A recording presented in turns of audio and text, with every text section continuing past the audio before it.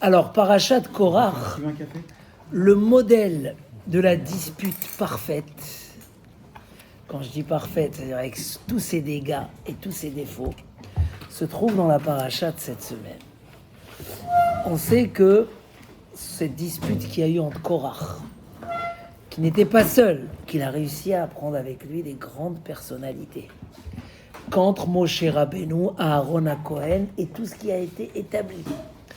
C'était une dispute qui a pris des proportions inimaginables et qui a tellement mal terminé que même les enfants ont été punis dans cette marloquette. La Gemara a dit Kasha marloquette. La marloquette est très dure, qu'il n'y a pas des mineurs dans la marloquette. On punit tout le monde. Quand ils ont été avalés dans la terre, Korach et Kol Hadato, c'était même les enfants, parce que la marloquette c'est très dur. J'ai vu quelqu'un qui pose la question, pourquoi les enfants? Pourquoi la marloquette dépasse les règles habituelles du jugement, où on ne touche pas les petits, ceux qui ont fauté sans savoir. Gadol HaShalom, Chazal, ils disent que le Shalom, et quand Chachamim mettent le Shalom face à la dispute, alors ils disent des choses incroyables. Ils disent par exemple que à l'époque du roi David, il sortait, il faisait la guerre, et il perdait la guerre. Pourquoi? Parce qu'il y avait de la dispute, il y avait de la marloquette. Beaucoup de gens étaient contre le roi David. Ils allaient dévoiler à Shaoul où David se cachait. À cause de la marloquette, malgré qu'ils étaient tzadikim, ils perdaient la guerre. Parce que la marloquette, c'est quelque chose qui dépasse les critères. À l'époque de Achav, c'était une génération de Réchaïm. Et il allait faire la guerre, et il gagnait la guerre. Pourquoi? Parce qu'ils étaient en shalom. C'est-à-dire que le shalom est une ligne de perte ou de réussite au-delà des autres règles. Ça veut dire que si tu as le shalom, des fois tu ne mérites pas, mais tu traces, tu réussis, tu es orienté, etc. Et la dispute, c'est l'inverse. Qu'est-ce qu'il y a exactement? C'est quoi la marloquette? Alors venez, on va étudier un petit peu, comme on fait toutes les semaines. D'abord, on essaye de voir qu'est-ce qui s'est passé exactement. Rappelez un petit peu, même si tout le monde l'a appris, mais rappelez qu'est-ce qui s'est passé. Donc Korach, avec Datan et Aviram, et avec On Ben Pelet, c'était les quatre On Ben Pelet, avec 250 présidents de la communauté juive de l'époque, ils sont venus et ils ont dit à Moshe Rabbeinu, Ma Pitom, Rav Lachem, Ma Pitom, c'est vous les Kohanim, pourquoi il n'y a que vous qui servez au Beth Amikdash? On est tous le peuple d'Akadosh Baruch Hu, on est tous comme ceux qui viennent défendre soi-disant les faibles. D'accord? Ma Pitom, nous aussi on doit être. Et là, Moshe Rabbeinu, il a perdu les pédales. Il dit, Rashi, il y a déjà eu le veau d'or, il y a eu les explorateurs. Là, Moshe Rabbeinu, il a dit, on dépasse les limites, ça va plus. Et là, Moshe Rabbeinu, il leur dit, regardez, on va, bien sûr, la dispute, elle n'est pas racontée en détail totalement dans la Torah, il y a eu des discussions. Mais Korach, il a fermé les portes. Il ne voulait pas écouter. Quand même que Moshe, il est venu, Moshe Rabbeinu, il s'est rabaissé, il est parti faire le shalom. C'est marqué dans le Midrash que Korach, il a dit, je sais que Moshe Rabbeinu, il est très fort. Si je le laisse me parler, il va me convaincre. Vous savez un peu des fois, ceux-là, ils disent, non, alors qu'est-ce que je fais? Je le laisse pas me parler. Parce que s'il va me parler, c'est-à-dire que tellement je veux la marloquette, alors que je sais que s'il va me parler, il va me convaincre. Il a refusé. Et là, Moshe Rabbeinu, il essaye quand même de leur parler, leur dire, mais vous êtes déjà la tribu de Lévi. C'est même pas que vous êtes des béné Israël, où vous avez vous êtes Rav Lachem béné Lévi. Qu'est-ce que vous demandez plus? Et là, Moshe, il a fait appeler Datan et Aviram pour essayer de faire la paix. Ils ont dit, non, on vient pas, vous savez, dans cette dispute. Non, on vient pas, l'ona allez. C'est quoi ça? Tu nous as fait sortir d'Égypte, c'était une belle terre, où tu es en train de nous amener. En plus, tu veux... C'est-à-dire que Moshe Rabbeinu, il tombe dans une dispute contre son gré. On l'attaque. Quoi faire? C'est une situation très difficile. C'est marqué dans le Midrash que Korach, toute la nuit, il a fait de la letzanout. Il tournait dans les tentes des gens et il influençait. Les gens, ils aiment rentrer dans la dispute ou pas?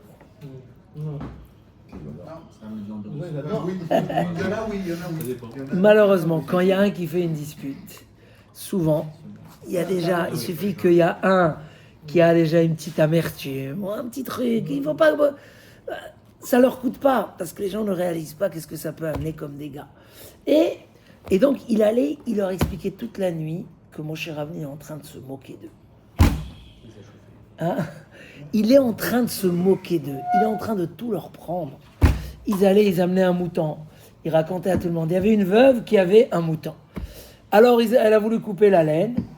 Alors, il lui a dit, il y a Reshita Gez, le début de la laine, ça va chez le Kohen.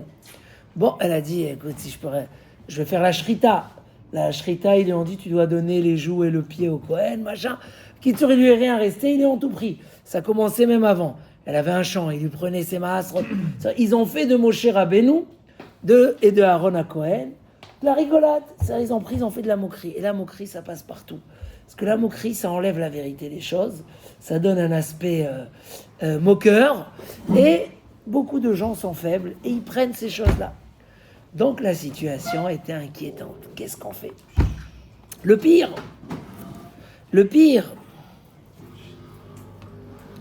Moshe Rabbeinu, il dit comme ça. Demain, vous n'êtes pas d'accord, Aaron à Kohen, vous allez prendre la Kétoret. Sachez que la Kétoret, elle a une capacité magnifique, elle sauve de la mort, mais elle peut aussi entraîner la mort pour celui qui transgresse la Kétoret. Si vous voulez, demain, vous allez venir les 250 et on verra celui que Hachem a choisi ou Akadosh. Et il les a avertis. Rachid dit, ils étaient fauteurs de leur vie parce qu'ils savaient que s'ils se trompent, ils vont mourir. Donc ne prends pas ce risque. Et la dispute, elle chauffe tellement, elle excite tellement qu'il n'y a plus de logique. Il y avait la femme de On Ben Pellet. On l'amène toujours comme la femme intelligente. Il y a même le Midrash, il dit dans la paracha, Chochmat Nashim Banta Beta. La sagesse d'une femme construit sa maison. Veivelet est une imbécile, avec ses propres mains, elle détruit sa maison. C'est qui la femme qui a construit, c'est qui a détruit. La femme de Korach, elle a motivé son mari. Et quand les femmes elles commencent à chauffer dans la dispute, c'est très problématique. Et qui c'est qui a sauvé la maison ? C'est la femme de On Ben Pellet. Qu'est-ce qu'elle a dit à son mari ? Logique, simple. Si Moshe y gagne, tu restes le même. Si Korach y gagne, c'est lui le chef, tu restes le même. Qu'est-ce que tu as gagné de rentrer dans cette dispute ? Et vous savez, elle a fait toute l'histoire où elle s'est découverte. Quand ils sont venus le chercher, ils n'ont pas pu rentrer parce qu'elle était découverte, etc. Et elle a sauvé son mari, Chochmat Nashim. Mais pourquoi cette logique, ils n'ont pas pris les 250 personnes ? Parce que le Yetzer Hara de la dispute, il est tellement fort qu'une fois qu'un homme y rentre dedans, il perd les logiques. Sans aucun intérêt, sans aucune histoire. Donc, Chazal, ils disent, Léolam, l'homme, il doit détester et se sauver de la marloquette. Dès qu'il y a une dispute, il faut se sauver. Parce que si tu commences à rentrer, tu prends parti. Tout de suite, tu deviens comme si tu es en train de te défendre. Et là, tu risques de tomber très très loin dans la marloquette, qui finit que par des dégâts. La marloquette n'a rien de bien. Toutes les kéhilotes, tous les endroits, tous les foyers où ça s'est passé Béchalom, c'était que du succès et de la réussite. Quand il y a eu des disputes, c'était toujours que des échecs et des problèmes. Pour tout le monde, personne n'a gagné de la marloquette. Donc, qu'est-ce qu'il y a exactement dans cette marloquette ? Ah, c'est quoi ? Et pourquoi elle est tellement grave que même les enfants... Alors en fait, dans la marloquette se cache un caractère très sensible chez l'homme. Très, très, très sensible. Que si on le réveille, il est très dangereux. C'est ce qu'on appelle le kavod, l'honneur. Chaque homme est sensible à son honneur. C'est comme ça. Un homme est sensible, et cette sensibilité, si on ne la travaille pas, elle peut être très dangereuse. Le Messiyat Yesharim va citer les 3 ou les 4 exemples qu'on va voir dans ces parachiotes. Avec les autres exemples dans la Gemara, où c'est marqué parmi ceux qui ont perdu leur Olam Haba. Doeg, Achitophel, on verra, on va peut-être en raconter certains. C'était des gens de très grande envergure, des gens grands en Torah, des gens honorables. Et il dit le Messiyat Yesharim, tous ceux-là sont tombés à cause du kavod. Mais pas ils sont tombés, ne'efdou, ils ont perdu leur monde, leur olam hazé, leur olam haba, Prenez l'exemple de Achitophel. C'est qui ce personnage, Achitophel? C'était le père de Bathsheba, la mère de Shlomo, le roi David. C'était un des plus sages du peuple d'Israël en Torah, mais en conseil. Il y a un verset qui dit, quand on demande des conseils à Achitophel, Kacher Isha Adam Isha Elokim. C'est comme si tu as demandé à Dieu, au Rim Vetumim. C'était. Et lui, elle dit la Gemara, il avait à l'intérieur de lui quelque chose d'abîmé, de la haine, la volonté du kavod, la jalousie. Parce que dans le kavod, il y a tout ça. Si c'est moi qui est honorable, alors je m'enorgueillis. Si c'est moi qui est honorable, je veux tout l'honneur pour moi. Donc je suis jaloux des autres qui m'ont pris, qui sont meilleurs que moi. Et ça crée Tina et Tabelibam. Ils avaient dans leur cœur comme ça, Tina, ça veut dire quelque chose qu'ils n'ont pas réparé. Et donc Achitophel, quand Avshalom s'est révolté contre son père, et il a voulu le tuer, et il a dû se sauver, Achitophel, il était là pour aider Avshalom contre le roi David. Parce qu'il s'est dit, s'il tue son père, nous on va le juger à mort, et qui on va nommer comme roi? C'est moi. Donc il a fait ce complot. Mais Mina Shamaim, ils sont venus et ils ont dissuadé Avshalom de ne pas écouter Achitophel. Et quand Achitophel, il a vu qu'il n'a pas écouté son conseil, parce que s'il avait écouté son conseil, ça marchait à 100%. Il n'a pas écouté, il a dit, il s'est suicidé chez lui à la maison. Un homme qui était considéré des grands de l'époque. Il était considéré un des plus grands sages, des génies de l'époque. Et pourquoi? À cause du kavod. Donc vu qu'il y a le kavod de la personne qui est en jeu. Et le kavod, c'est un élément très très sensible. Quand une dispute se déclare, un homme toujours ça lui donne de l'espoir. Ou de dire, on m'a manqué de respect, je vais récupérer le respect qu'on m'a manqué. Ou peut-être c'est une opportunité pour prendre place. Parce qu'une dispute, ça veut dire, on va casser les normes déjà acceptées et on va peut-être prendre une place. Et là, quand on touche au kavod, si un homme n'a pas travaillé ce kavod-là, et que la dispute, elle vient pour allumer, mettre de l'essence sur cette histoire de l'honneur. Regardez, c'est quoi les questions d'honneur? Des fois, ça peut être une dispute avec quelqu'un dans la rue, que tu connais pas, que tu vas pas voir. Hein? Il y a des gens que tu leur as klaxonné, ils sortent de la voiture, tu as touché leur kavod, si tu t'excuses pas tout de suite que tu as klaxonné à quelqu'un d'autre, hein? Maintenant, les vélos qui sont nerveux sur la route. Accélérer, machin, comme si que maintenant, qu'est-ce que je t'ai dit? Je suis là, je roule normal. Non, il y a comme une compétition qui se met. Et tout là, c'est une yann de kavod. C'est-à-dire que il n'y a rien, je ne connais pas la personne. Pourquoi ça me dérange qu'il m'a accéléré? Et alors, le kavod, ça peut toucher même avec très léger. Alors que quand c'est des questions, c'est dans ma communauté, c'est chez moi à la maison, c'est entre la famille. Ils nous ont oubliés, ils nous ont pas envoyé le message, ils nous ont pas dit, ou ils nous ont dit on n'est pas venu, on a oublié. Toutes sortes d'histoires qui peuvent, ça peut se régler facilement. Ça peut se régler. Oui, il y a les femmes.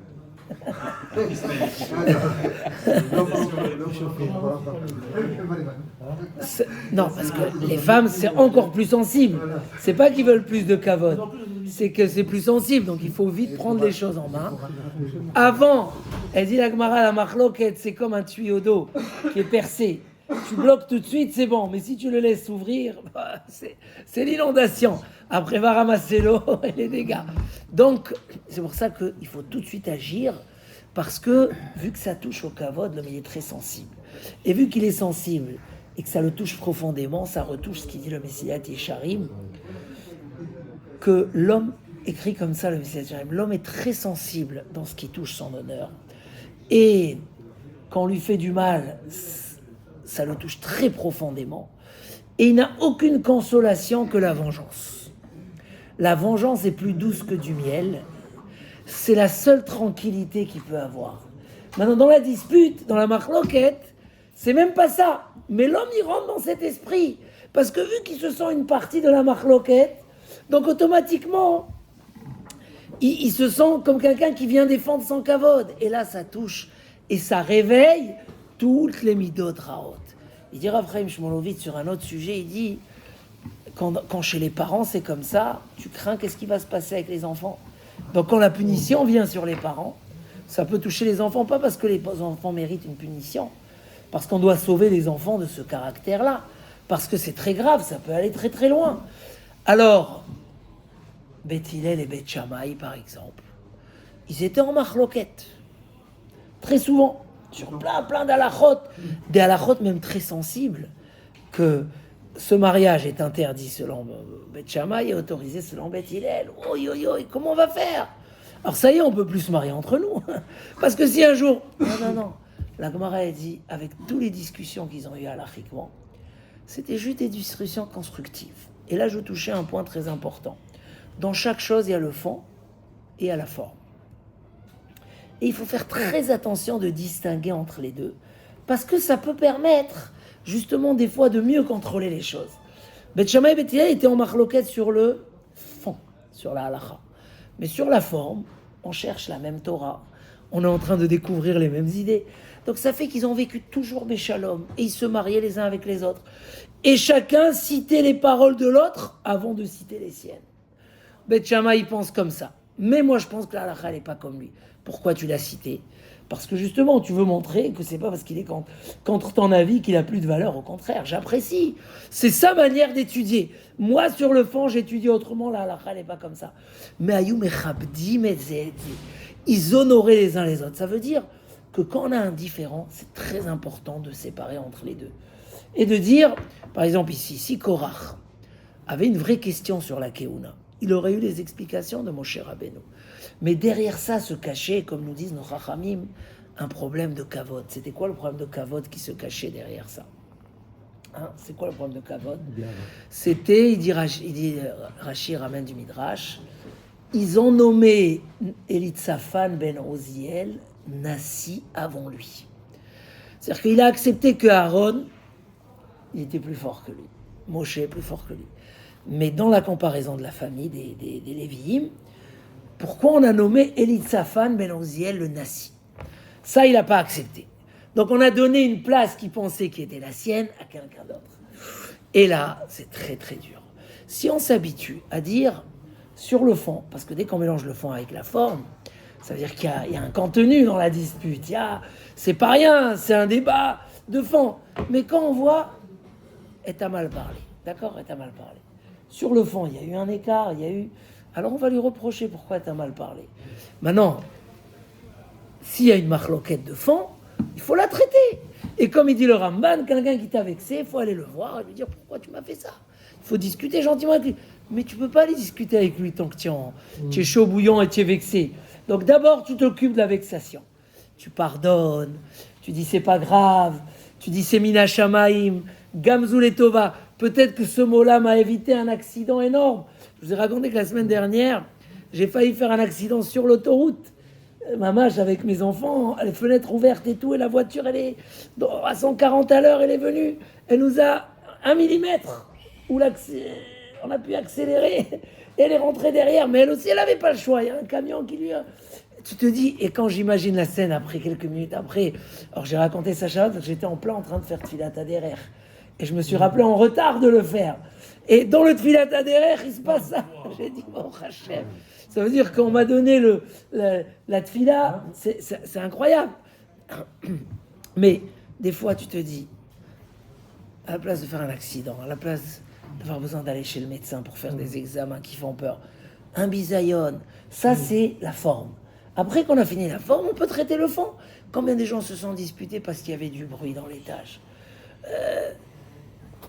Lui il dit ça, on se parle mal et bon, le bruit il faut le solutionner. Des fois il y a des solutions, des fois il n'y a pas de solution, voilà, ça. Mais entre nous, on doit rester béchalom. Le shalom il est tellement important que la shrina elle est là quand il y a le shalom, quand on est protégé quand il y a le shalom, quand on a dit même des fauteurs, mais quand ils sont dans le shalom, qu'il faut rendre du shalom un sujet. Celui que chez lui, le shalom, il est important. Et il ne laisse pas tomber dans les questions de kavod. Il sait dire la vérité. Ce qui me fait mal, c'est qu'on m'a manqué de kavod. Alors, on va résoudre les problèmes avec sagesse, intelligence. On va s'expliquer. Mais dès qu'il y a un élan de marloquette, si on rentre dans l'élan et on fait de ça sans kavod, et du coup on met le kavod en priorité, sur cette chose-là, beaucoup de gens ont été perdus. Et c'est valable chez chacun. Sauf qu'il y a des choses comme ça qu'on ne rencontre pas tous les jours. Même à la maison. Pour faire un peu de shalom bayit. Shalom, c'est aussi... Hein, shalom bayit. Beaucoup de fois, des fois, c'est... Un homme, il crée une dispute parce qu'il y a... Comment dire? On n'est pas d'accord sur un truc, etc.